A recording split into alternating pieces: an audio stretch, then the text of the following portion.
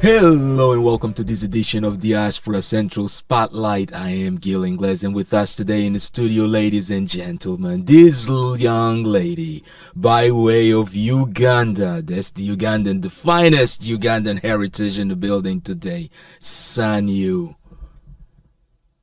Biggest surprise to the diaspora. Who would have known that she is also a creative? SANYU, welcome to Diaspora Central Thank you Spotlight. so much, Gil. It is great to be here. I always forget how Yeah. beautiful your microphone voice is. Oh, thank you so much. Thank you so much. It goes almost like a switch that gets turned on when the cameras come on, then it just comes on, right? Thanks. Yeah. But I would say the same about you. I guess when a canvas or paper just shows up, words and images just flow, huh? That's facts. That is facts. Yeah. Finally an author. I know. Finally an author. Congratulations. It is so exciting. Thank you so much. Congratulations. But we have plenty to talk. We have really plenty to talk about today because I'll be very honest. I was really excited once you published the fact that you had finally penned something.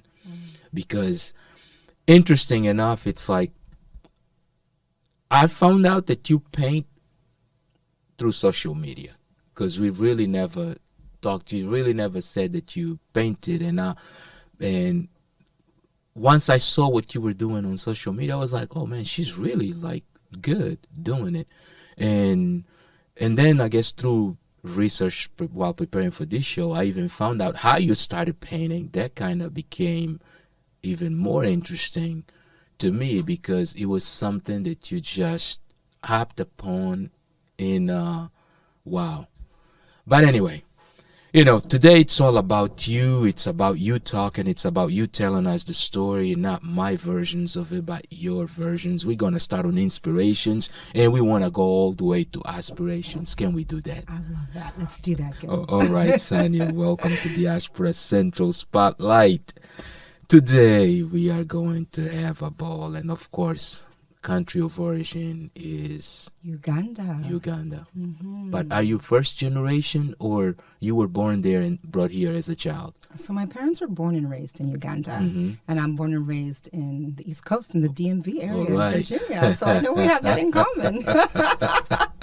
Indeed, the DMV, that's home for me also. Yeah. Of course, yes, it is. So Virginia, huh? That's yeah. it. What city or what county?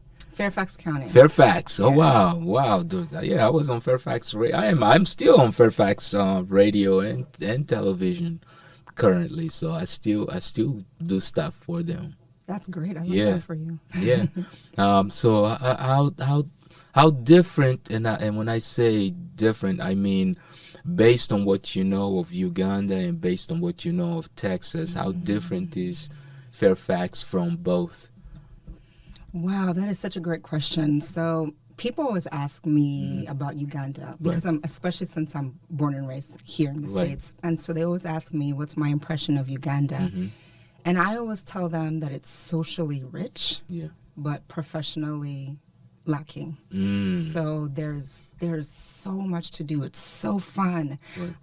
but there's not a lot of great opportunities. There's people are really Wow. struggling in that sense, and I would say Fairfax and Houston are quite the opposite. I think it's professionally rich, but we lack the social ties that Yeah. you see back home. Yeah. Yeah. So Yeah, quite true. I would agree with you, especially Houston. The Fairfax probably, and then the DMV, since it's closer, I guess it compensates for a bit of it. I should say DC. The DMV, Fairfax is part of the DMV, so DC, since it's nearby, kind of may compensate for some of that. Downtown Silver Spring also. So, but Virginia is Virginia. yeah, Virginia is Virginia. I'm telling you, It's the Commonwealth. it is. Can't be denied. Come from a big family. I do. Yeah, Yeah. So I'm one out of 4 children. Okay. I'm the second. Mm-hmm. So I have older sister, then there's me, and my Okay. 2 younger brothers. Who Oh, I still okay. call my babies. Oh wow. So there's 4 of us. And my parents lucked out, 2 girls, 2 boys, right? Yeah. Which is kind of good, and they write back to back the 2 girls and then the 2 boys. Yep. Yeah, indeed. And so the name of the mother and the father, if you don't mind, I was asking. My mom is Rose Kagwa. That's her Okay. original name. And my father is Dr. Robin Chibuka. Okay. All right. So your maiden name is really, let's say if we were to know you previously prior to getting married, what would your maiden name be? I would be SANYU Chibuka. Turuka. Oh wow. Nice. Does the last name have a meaning to it? I'm sure it does. What language is it? You know? So Luganda. My parents and my family, they speak Luganda. Okay. Do you speak any? You know, I would say I understand, You but my understand speaking abilities are quite challenged. Yeah, limited. Yeah, Okay. limited. Which is normal because if you don't use it every day, you kind of lose it. But as long as you understand, you can still communicate. That's it. Yeah, definitely. Yeah. Wow. So growing up in Virginia, Yeah. identity. Let's touch a little bit on that. Right. An African child in an African household in the Commonwealth. How different was it? At what point did you realize that you were maybe not like everybody else? I remember in high school, a really good girlfriend of mine asked me, she said, "Sonia, are you African American?" And I was like, how do I respond to this question? Because when you think traditionally of African American, you think individuals who have been brought to this country and actually, you know, unfortunately, in most cases where the culture has been stripped from them intentionally. But I felt like I understand. I know that I understand where I come from. I understand what languages we eat. I understand the culture. I understand the mannerisms of, you know, just the intricacies and the details of Uganda. So I, growing up, would always consider myself Ugandan American. Okay. And I always gravitated towards other immigrants. So immigrants' kids. I remember middle school, high school, I had friends who were from Cambodia and Finland and, you know, just different countries. Yeah. And I was like, yeah, these are my people. Because they know the struggle of being kind of straddled in two different worlds. Yeah. So I guess it is quite true what they say, birds of a feather flock together, right? Yeah, I think so. I believe so. Yeah. There's kind of like a sense and a space of home. Yeah. So. And now, as you growing up, of course, and you going to school, so some of those influences, or did anyone even notice that creative bug in you? Did you even lean towards it at all? Did you even know that was always going to be? Honestly, you know,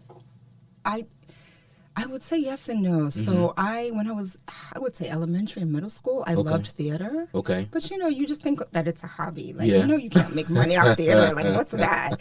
And then, of course, like, you know, parents and aunties and uncles who want you to do well, which means get a good job, a solid job, are always leaning towards, you know, STEM, like science, you know, lawyer, you know, engineer, economics, that type of stuff. So I honestly think I was just naturally, it's always been inside of me, but I gravitated towards what I thought was the right path. Yeah.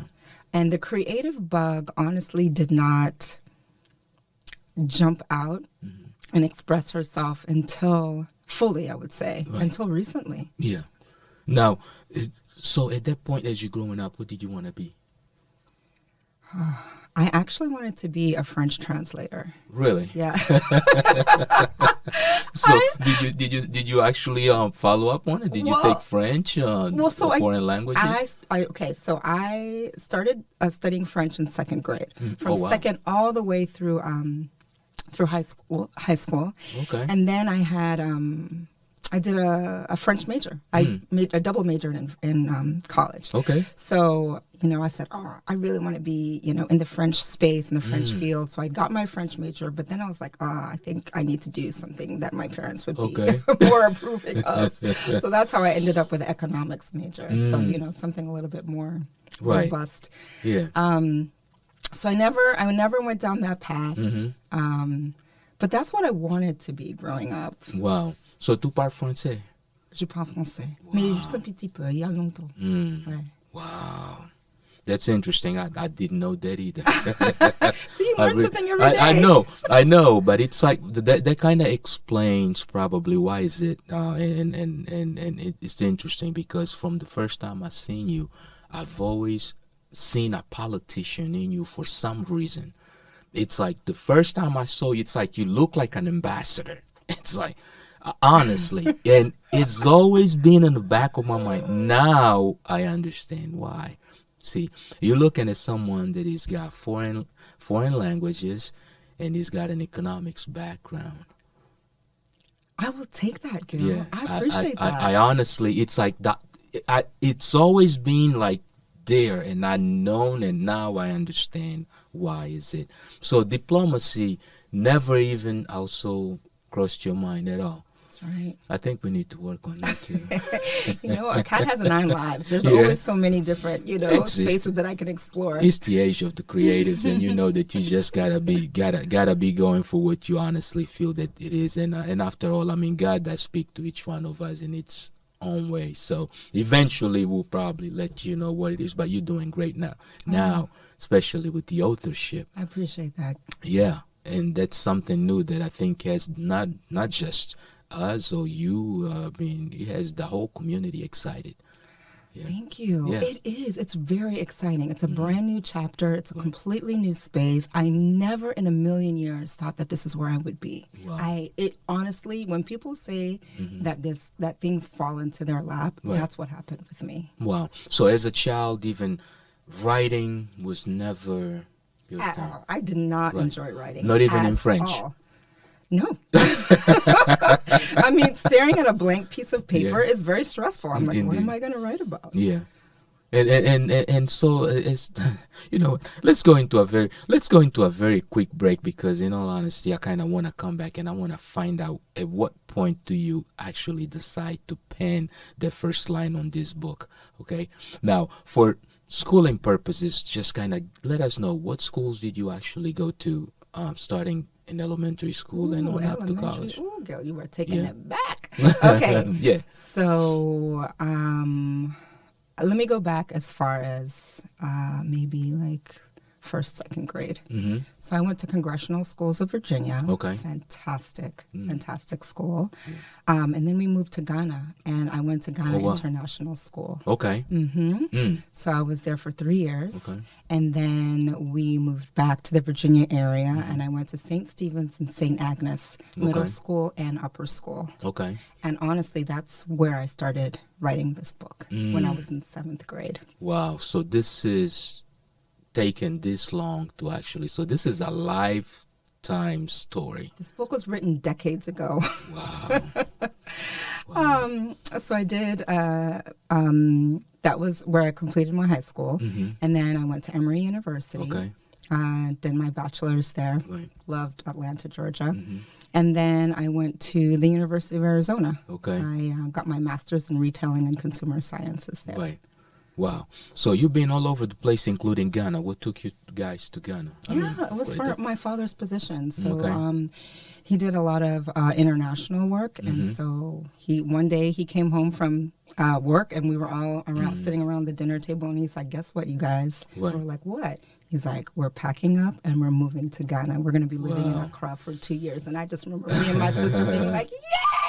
I think my brothers were a little on the younger side. But yeah, so for 2.5 years, we lived in Accra. Yeah. And I think that's really where, those are formative years. Mm-hmm. And I think that's really where I completely immersed myself into the daily and the local culture. Wow. Mm-hmm. So that's what the African really woke up in you. Yeah. Yep. Now, quick question in regards to excuse me here, these days of technologies. It's like it's like if we turn it off, it's almost crazy, but then when we keep it on, I just need to silence it, excuse me. But anyway, so you in Accra, Ghana. Yeah. Your father is out there, so he's basically doing something, I guess, for international policy. What exactly was it that brought your parents to the United States? Do you know? My dad came for school. Mm. Mm-hmm. Yeah. So yeah. My dad came when he was 16, so it was pretty young. Yeah. Wow. And what about your mom? She came a little later. So she also came and decided to join him. There you go. Are they both from the same city or the same area, same tribe even? Same tribe, same country, different cities. Different cities, okay. Yeah, so they then culturally somewhat connected. Oh, yeah. Very connected. Yeah. They both speak the same, home. Home language, Luganda. Yeah. And my husband speaks Luganda too. So Okay. sometimes they can rap to each other. Oh, really? Talk about it. I'm like, you guys realize that I'm sitting right here. I can hear what you understand what you guys are talking about. Yeah, let's talk about it for a little bit. But anyway, let's go into our first break. And when we come back, we're really going to try to understand not only when is it and how is it that this book ends up being given birth to. So the title of the book? Jama and the Search for Courage. Jama and the Search for Courage by SANYU NTanda. We'll be right back. Jama and the Search for Courage is about a 9-year-old African boy who is tasked by his father to find a special gourd. He goes on an adventure through his village and beyond to find it. Jama learns about what it means to have courage. The story is suitable for children ages 2 to 7 and is available on Amazon. And we are back. If you just tuned in, you now joined Diaspora Central Spotlight. And our guest today is SANYU, the author, and she has with her new book just recently published, Jama and the Search for Courage. SANYU, that's a very intuitive and I should say very serious title for a child especially. It's like, you must go and search for courage. Deep, right? You must not be a coward. I love that. I'm kidding. I'm kidding. We already animating a movie now. Come on, Jama. Oh my God, you're killing me. Yeah, so I'm here trying to maybe already audition for Jama's father's role. That's what it is. Yeah. So let's talk a little bit about Jama and Search for Courage. Yeah. So I think I was telling you that I wrote this book in 7th grade. Yes. I was in the middle of an English class, and our teacher, Mrs. Wolf, at the time, said, I want you guys to write a book this semester. So from the very beginning to the semester to the end, everybody's going to write a book, and we're just going to, complete the class assignment or the project. And so at that time, I had literally just come back from Ghana. Okay. So my mind was just, I don't know, my headspace and my mentality was back on the continent. Okay. So I think that's where a lot of this book stems from. My 12-year-old self, as a child, you're very uninhibited. You're free, you're creative. You're not thinking about who's going to buy this book or is it going to get published or book sales. You're just thinking, this is what's in my head. I want to put it out there. And so let me get back to the point. We completed, everybody wrote their books. And I remember at the end, Mrs. Wolf telling me, son, you really should publish this. Okay. And I was like, sure. Did I really understand what publishing meant? Not really. But I understood the assignment. Right. And I took the book and put it in my childhood bedroom. And it sat on a bookshelf for decades. Wow. Fast forward to 2024. Okay. And my parents decided to downsize their home. This is my childhood home that I'd grown up in. Okay. And my mom found the book. Okay. And she kept it. She put it away. And she said, when I go to the family reunion, I'm going to bring this book out. Okay. So we all got together in August of 2024. Right. And my mom whips out this book. And in front of everybody, she's like, I read this book. It is amazing. SANYU, I think you need to go ahead and publish it. Right. And at that time, I said, that's exactly what I'm going to do. Wow. So I got in contract with an illustrator and got to work. Wow. I guess I just realized that, you know what? So as you bringing this book back to Houston, I'm actually in the same flight as you. Because that was in August, right? It was in August. Right. Yes, and that's where I And bumped into you at the right, airport. at the airport. After we arrived, that's when we realized that we were all on the same flight. That's right. You, Ernest, and myself. And so if I knew that the book was there, I should have jacked the book and published it. I'm kidding. And published it myself. Should have paid attention to your bags. And you know what's interesting is Yeah. at the time I was, 12. So if I were to write a book now, it would have a totally different context Right. or a different headspace Yeah. because I'm clearly not 12. Indeed. Yeah, but the good thing though is that you still appreciate the space where you were at that age. I'm telling you, I really do. Enough to find value that you believe that can be added to the community and to other children or grown-ups. Yeah, for that matter. absolutely. Yeah. Absolutely. Yeah, you were talking about how deep the title is. Right. And I think that plays a role in the universal theme that it has that adults can kind of like pick up on and tap into. Okay. So, in the book, Jama discovers that courage is not about not having fear. It's not about being fearless. Okay. It's about being brave and facing fear. Gotcha. And I think that adults also can connect and resonate with that as well. Definitely. Like, it takes courage to do so many things that we do, Right. this Right. day and age. Yeah. And I was having a conversation with my girlfriend, and she was saying, why is it that kids have so much courage, but adults, Yeah. they don't? Wow. What happens in our adulthood that just kind of makes that fizzle away? Yeah. Or why is it that some adults have more courage than others? Indeed. You take two 50-year-olds, Right. one is fearless, they're skydiving, they're, trying new things, and Indeed. then another one is saying, I don't ever want to leave my house, I don't want to get on a plane. You know? Yeah.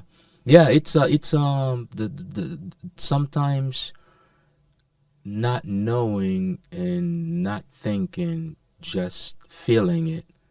It's a lot better than trying to think and understand too much of it, if you know what I mean. Because the fear of not knowing sometimes is what inhibits us from doing things that we really want to do. The uncertainty. Yeah, that uncertainty, the fact that we don't, I mean, as adults, our biggest fear is failure. That is facts. Yeah, and that normally stops us from doing a lot of things. And as a kid, you dream freely. You become whoever you want to become. I mean, you think about flying and you start flying mentally. You really up in the air. Sometimes you even throw yourself up in the air and may land badly and break a bone or two. that too does happen. Yeah, but at least Right. we try, right? As Indeed. kids, we try everything. Taste Right. this. Okay. Yep. Try this. Oh, yeah. Fly here. Yeah. Travel here. As adults, we become a lot more reserved. Yeah, but we formatted. Yeah. We formatted with fears, with wisdom. Wisdom can work in two ways, right? He can free you and he can imprison you, or should I say, growing up can imprison you or free you or imprison you. It will free you if you get the right kind of wisdom, and it will imprison you if you get that fearful, constrained type of rhetoric lifestyle where you just gotta be who you gotta be. You can't freely move from that space. So in other words, sometimes restricting your kids from experimenting, it starts to stop their ability to actually search for answers. There was a study that I remember up, and this was actually during my college days in a psychology class. We had to do this project in which we're trying to figure out the difference between children growing up, and especially between boys and girls. So what they would do is, one of the things that they noticed is that girls tend to be more curious than boys are. Right. So you can sit a boy there and he'll just be there and for the time being, and once he learns how to roll over, then he maybe try to reach for something. Girls, they totally different. You lay them there, the first thing they want to do, they rolling over, and then they trying to reach for the next thing. They move and they get going like fast. They very curious, right? But I personally believe that it's not even a like a genre thing. Is not whether it is a boy or a girl. I just think that it is the background and the way they really raised. Yeah, it's the information that they get even during gestation. All that becomes part of you growing up, because as you come out the womb, you already sort of like fearless. It's like we all probably have had this one friend who just had no rules or regulations, and you know that this guy is just so chaotic that your parents even tell you, just because he's jumping off the bridge doesn't mean that you have to, right? But their attempt to do that is really what is allowing us to grow, because he's searching for something much greater than what is being given to us. And I think as kids, initially, that's really what we're doing. We're searching for something, and our parents are trying to simply constrain us to the things that were given to them, so that they know, in other words, right? It's like your kid coming home and saying, "Mom, let me show you this," and you'll be like, "What is this? Like, I never seen this before. Where did you get it from? What does it do? Why did it? Don't bring this thing in here." That's exactly it. It's sometimes it's that structure that constricts you. You know what I mean? And if you've had structure after structure after structure after structure for years, eventually you can get institutionalized. Right. Yeah. Very. Yeah. Very. And you really become formatted. You become that form. You become that square, for lack of a better term. And in no way I'm saying that is not good. You may be good for some individuals, but not for all, because there are also some of us that are really born to be free. Yeah. Right. To think outside of the constraints of the rules and regulations that do exist, right? Exactly. Yeah. I mean, I think that's the beauty and expression of creativity. Definitely. You know, when you're creative, when you're in that zone, when an artist is like thinking about the songs that they want to write, or when somebody who paints is in front of their canvas, there's like a zone that you reach, and there's no rules or structure or institutions in that zone. Indeed. And that is when the best work is done. Right. Now, so when you're painting, and this is just a question that you don't have to share if you don't want to. When you're painting, do you actually, as you're looking at that clean canvas, do you already start seeing the images in places, and you just go in and execute them? Oh, I have a whole setup. Oh, do you? Oh, you're one of those that's got to have all these things put in place so that you get into the right channel and the right zone.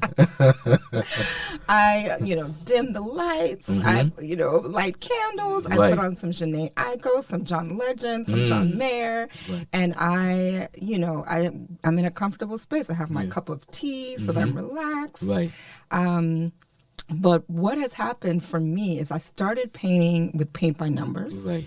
And now I've graduated to kind of tracing. So I'm still not great at drawing the initial image. Right. I need, a foundation there so that I can trace that image onto the canvas. Right. But once that image is on that canvas, I start looking out my colors, figuring out which color I'm going to do, all my different brushes. Like I have a ball, like 2 to 3 hours, and it's just me, introversion time, me and the canvas, my music, and my candles, and my tea. Yeah. That is where I like to be. Good therapy. It is perfect. Because that's the creative space. Indeed. Yeah. And all that starts because your brother decides to bring a kid to your mother's house. Spot on. I think it was December 2021. Mm-hmm. It was my mother's birthday, and the whole family was there. Like my parents, my siblings, all my siblings' spouses, the children, like everybody was there. Right.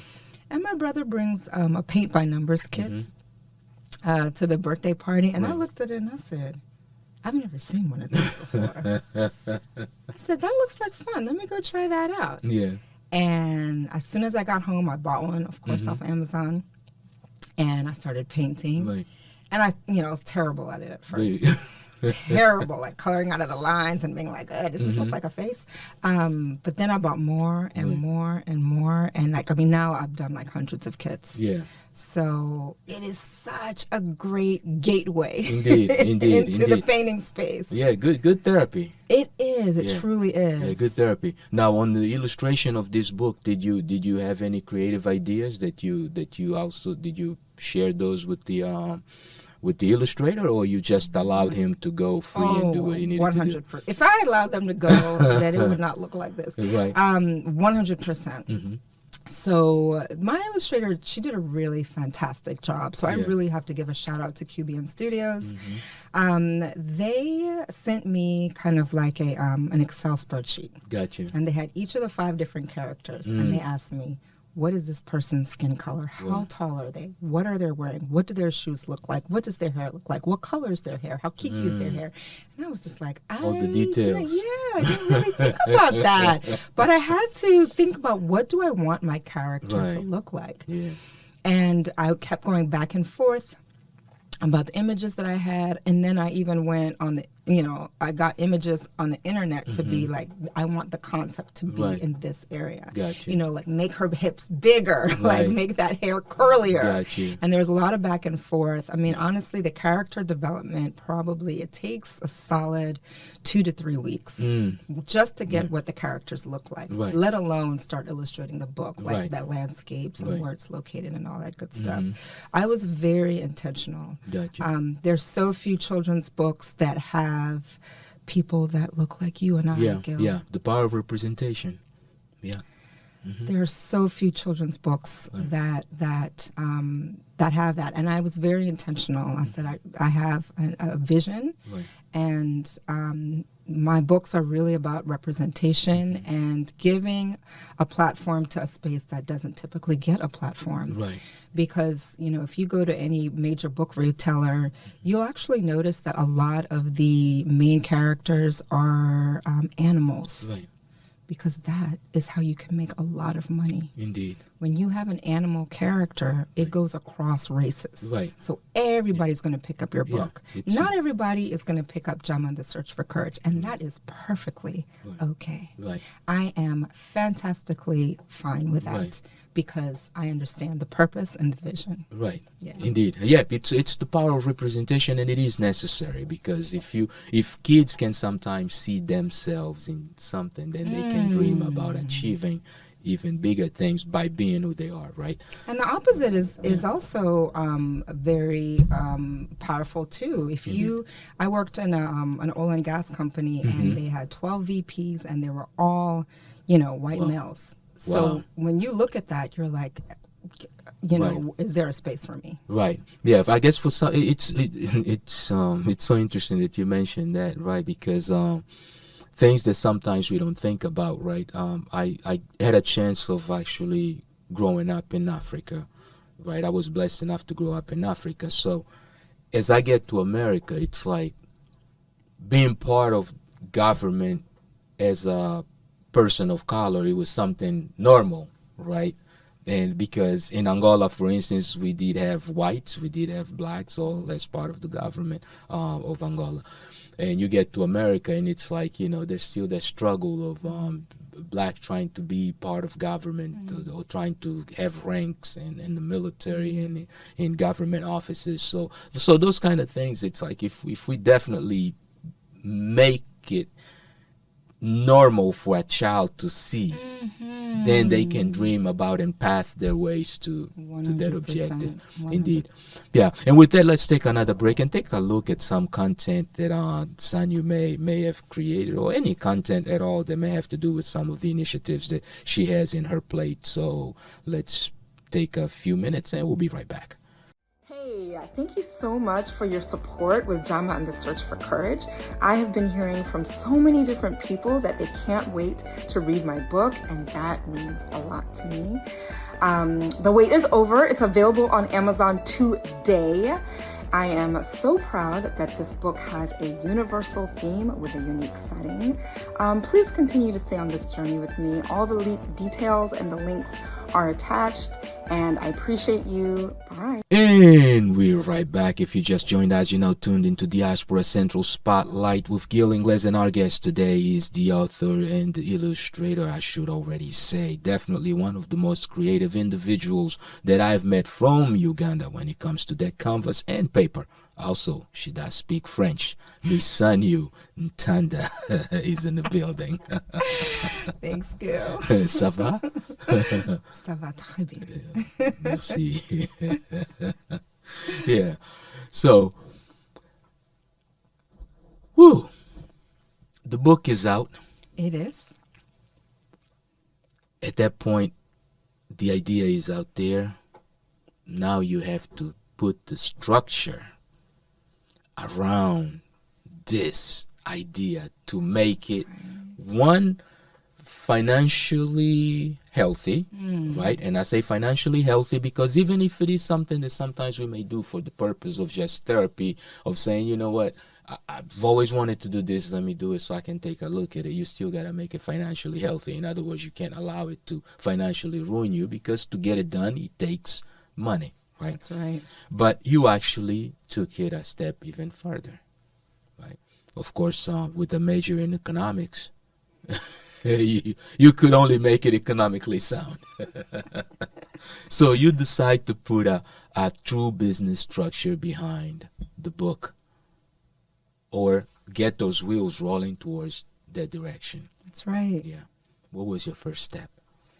The first step was to create a marketing plan before the product hits the shelf, before the product comes out. And I think you and I talked about this a little bit more. I mean, I remember attending a book fair, an independent book fair last summer, before the book was out. Right. And I talked to a lot of authors, and they said, hey, if you have $10, you need to spend 7 out of those 10 on marketing and promotion. Right. Because it does not matter what product you have. It could be gold, but if nobody knows about it, Indeed. Nobody's going to buy it. Yeah.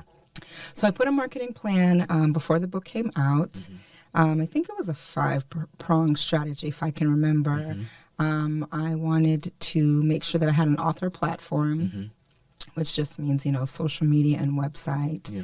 I wanted to have some sort of like book launch party or celebration, just to let local friends and family know about it. And then I wanted to be part of an authors group. Right. Which I am now. I'm part of the Society for Children's Books, Writers, and Authors and Illustrators. Congratulations. So SCBWI. It's a mouthful, yes. And that's important so that I can connect with other authors and illustrators, but also sharpen my skills and sharpen my craft.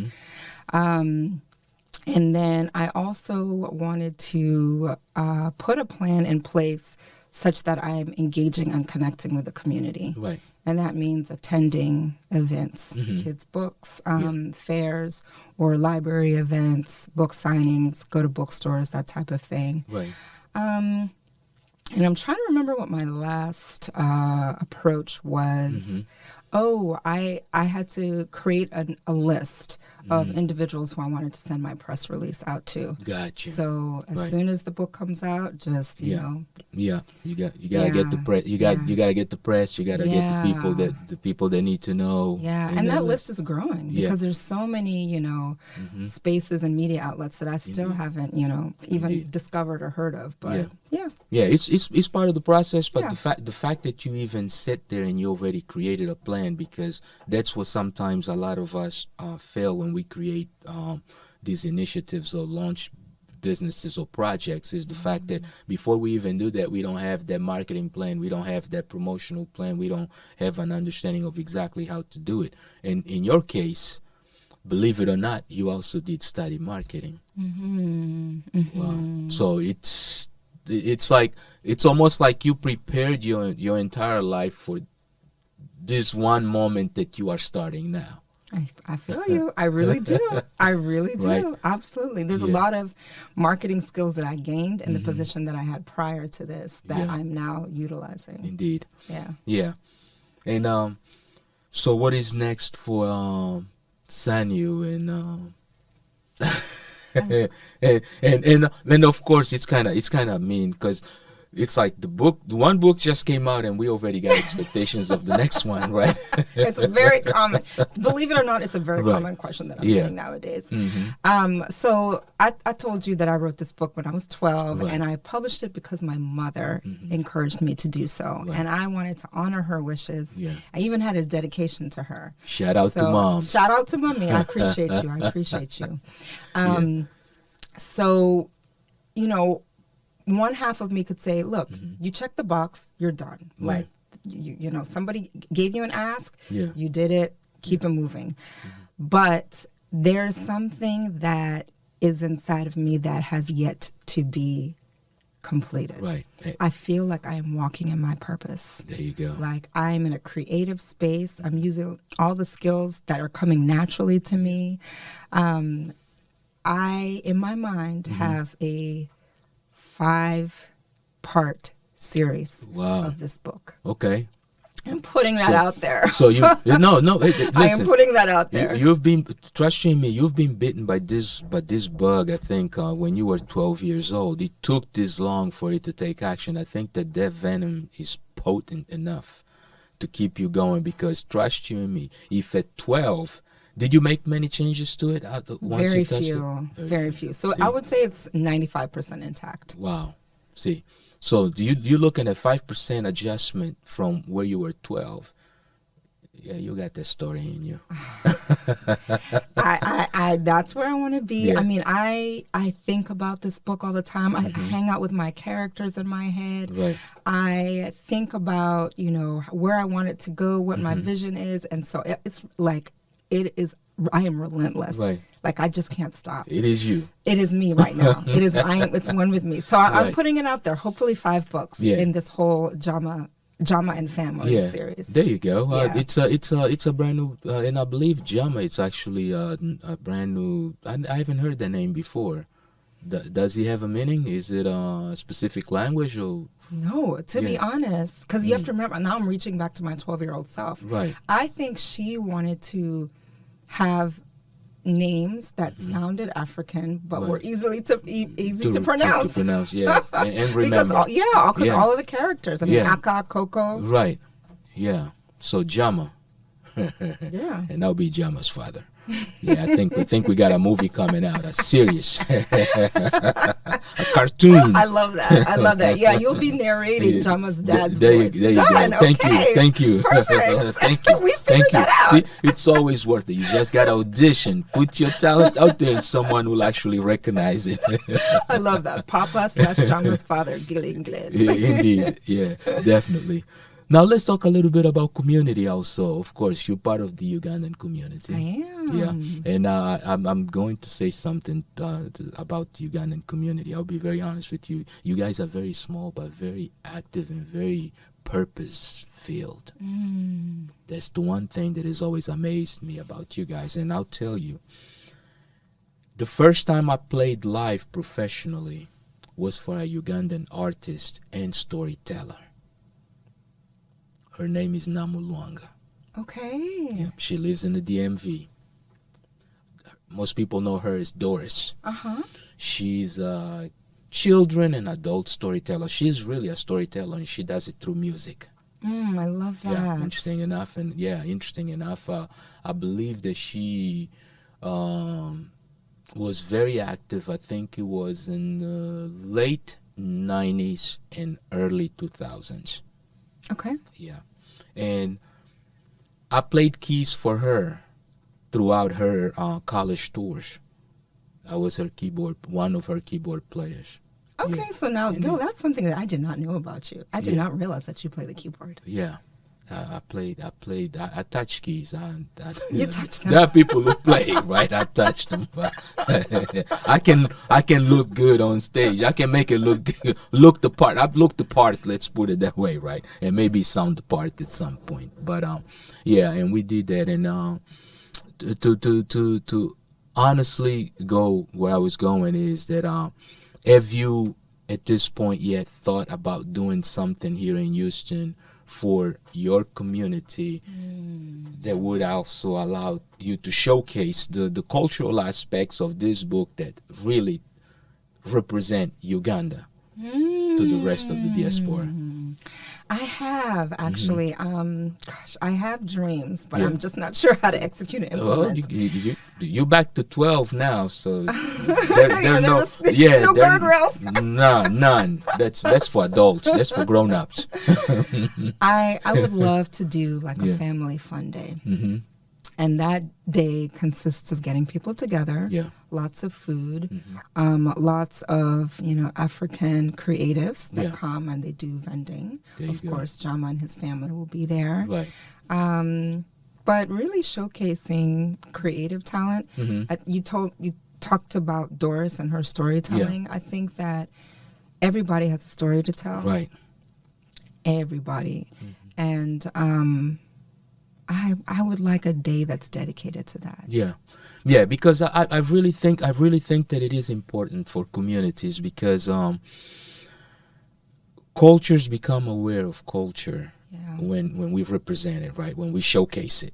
And of course, Houston is now becoming this honey pot of cultures. It's like I go back to 2015 to today. It's almost like, oh my gosh, this city has changed so much. It's become so culturally enriched, and to the point that even hours of operation now for businesses have changed. This is a city that at 9 o'clock used to shut down, and now you can barely sleep. I mean, on Westheimer between Fountain View and maybe Hillcroft and the Galleria 610. It's popping. It's 24/7, right? Popping. You saw all those food trucks that they have, food truck parks. Right. And the city is lit. Houston has grown exponentially. Indeed. And you know, you have so many different cultures that are represented here. It is so diverse. Yeah,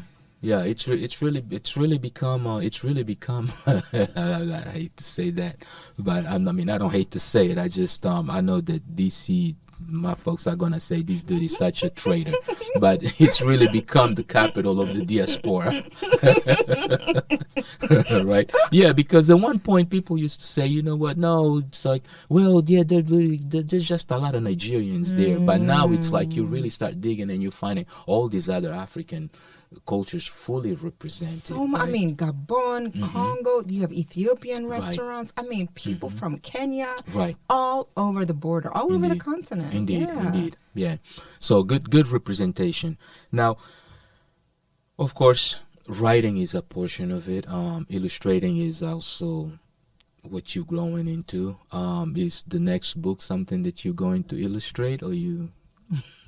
What's the plan here? Great question. I am going to try my best to stay consistent in terms of the illustrations, because I've gotten so much feedback, not just on the characters, but on the landscape. Right. So I want the illustration to remain the same. There you go.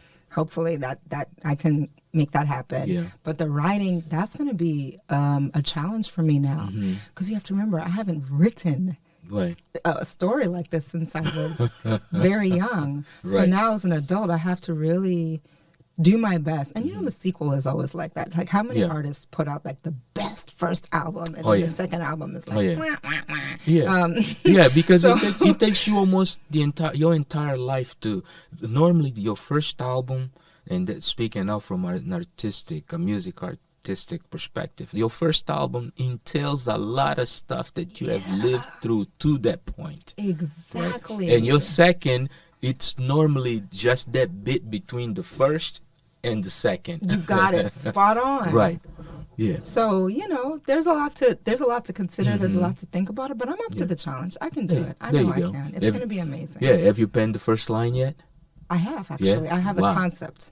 Nice. Yeah. Okay, so the synopsis is already done. Absolutely. Yeah, for all 5. No, just for the second one. For the second one. Okay, she's slowly, like, she's focused. I'm telling you. He's not just shooting. No, she's there. And I'm going to execute. As long as I have breath in this body. There you go. Yeah. And that's it, you know, let's take another break. Take a look at some more content from either SANYU or from any of the initiatives that she's definitely involved in. And when we get back, we kind of talk a little bit more about what she's got going on, what's coming up next, and what is it that you can also do to help the success of this book. We'll be right back.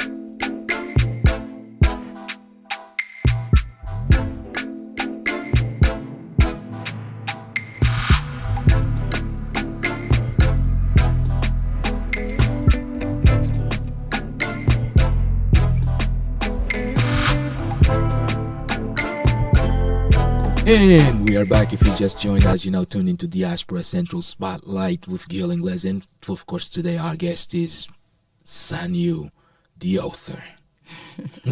I like the sound of that. Are you already used to that? I am getting used to it, honestly. Yeah. Yeah. It's like pretty soon, I mean, that's what everyone is going to be calling you. Yeah, that's true. Well, I mean, they're already calling you that at this point. So, where is the book available? It is available on Amazon, and it's also available on Barnes & Noble online. Okay. Wow. So, people, Barnes & Noble. That's a real bookstore. It sure is. She's not playing around. Yeah. Now, have you already done a couple of readings for specific libraries or schools or things of that sort? Do you have any of those in already on your? Have you started the tour? Maybe that should be the question. Oh, have you started the tour? The word that you are using, yes, the tour. I like that. I received that. Indeed. I am in talks with folks on the administration side of in the library system, and I am planning on doing story time in the libraries this summer. So believe it or not, the summertime is when the libraries are most packed. Indeed.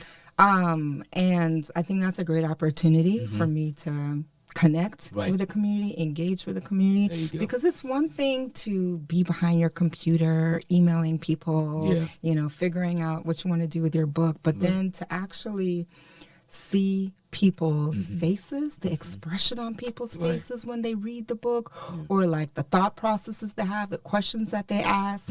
That to me is really fulfilling, like being able to connect and engage with people in person live. Yeah. Now, if there was something, let's say, if you had to convince a parent on why they should bring their children either to a reading or why they should purchase that book for their child, what would you say? Oh, done. I think it is so important for us to have meaningful conversation.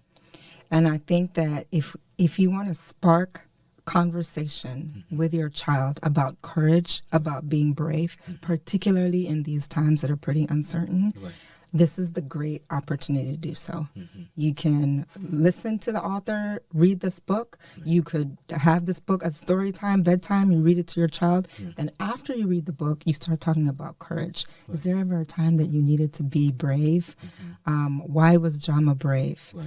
How did he get his courage? That type of stuff. So I'm all about sparking meaningful conversation. There you go. And I think not just this book, but any book is an opportunity to do that. There you go. Now, so Jama, of course, now a full character that is in development or being developed right into a full character film. Cartoons, that's the dream. Actual series. That is that dream. And that's how it should be. Because in my personal opinion, if you can build a car, you can build an airplane, and if you can build an airplane, you can build a spaceship, right? Yeah, it's I mean, we've seen Elon Musk. He's done many a thing. Exactly. He's done many a thing. Exactly. Yeah, because it's just the compounding of life. Compounding and of growth. One thing builds on top of another. And maybe this is what he looks like right now, but maybe after book 2, book 3, book 4, somebody can see the full picture, full vision, and be like, hey, let's see how we can build on this. Oh yeah, definitely. I honestly think that you should start pitching already that cartoon. Wow. Yeah, there's definitely there's plenty of room for that. Now, is there a specific chapter or a specific part of that book that you definitely love? Your favorite part of it? Okay. There is one page that has the entire family together. The entire family, mom, dad, the 2 sisters, Jama, and I think that it's important for us to see that connectivity. Particularly as African families. I think that would be my favorite. Indeed. That's my favorite. The book is for, ages 7 and below. So it's a short book. It's 25 pages. Yeah. But that one page to me, because when my illustrator sent it to me, and it's, the background is a hut. And then you have the whole family in the hut. And the mother is carrying a little girl on her back. And one of my friends told me, he said, SANYU, that's so authentic, to see that, these 2 individuals like this. And when you see that, that's where you can really know There you go. where this takes place, because that doesn't happen in the U.S. Yeah. Yeah. That doesn't happen in the West or in Europe. Indeed. Yeah. Indeed. Now, one of the things when it comes to family, you're very family oriented. Yeah. I am. I absolutely am. Mm-hmm. Now, you know, you got a chance to meet your grandparents, I think. I did. Yeah, I did. both sides. I did. Okay. I did. It was quite some time back. Yeah. So, out of your both of your parents, which one was more influential on you?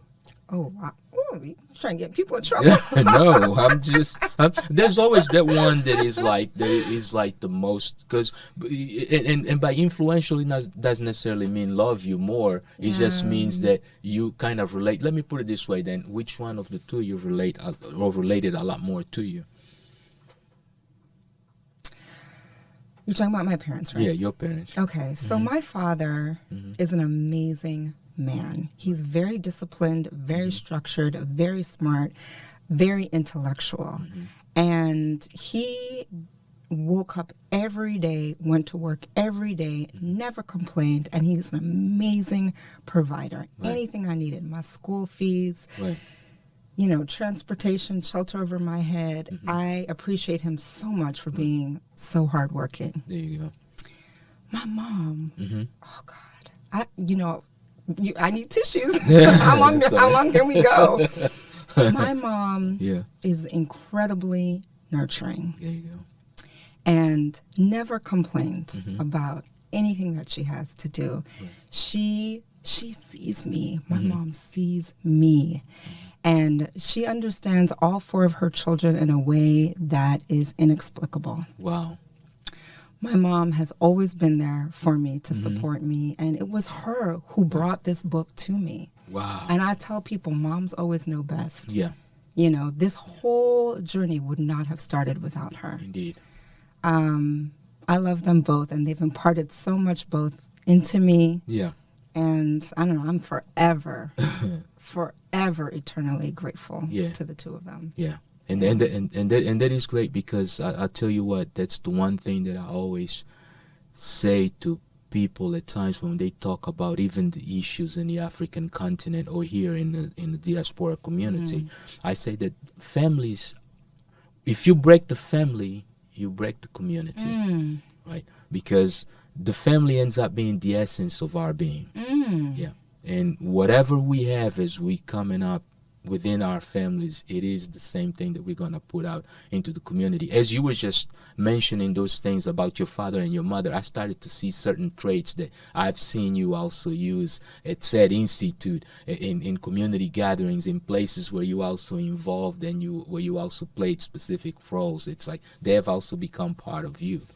Yeah, they are. indeed. And no matter where I am, they're with me. Right. You know, like I know I'm my dad's child. I really do. And I know that I'm my mom's daughter. Yeah. Because I see them inside of me every day. There you go. Like sometimes I'll do something and be like, oh, that's Daddy. Yeah. Same thing with my mom. Yeah. Now let's talk a little bit about your siblings. Of course, can you name them? Yeah. My older sister is Tabitha. And then my two younger brothers are Cyprian and Kato. Yeah. Yeah. Okay. And they're twins, actually. Oh, they twins. Yeah, they're fraternal twins. So they were going for one, and they ended up getting two. I'm telling you, because it was two girls, and then they were like, okay, is the third child going to be a boy or girl? And can you imagine if it was two girls? Wow. My dad would have had four girls. Yeah, that still would have been okay.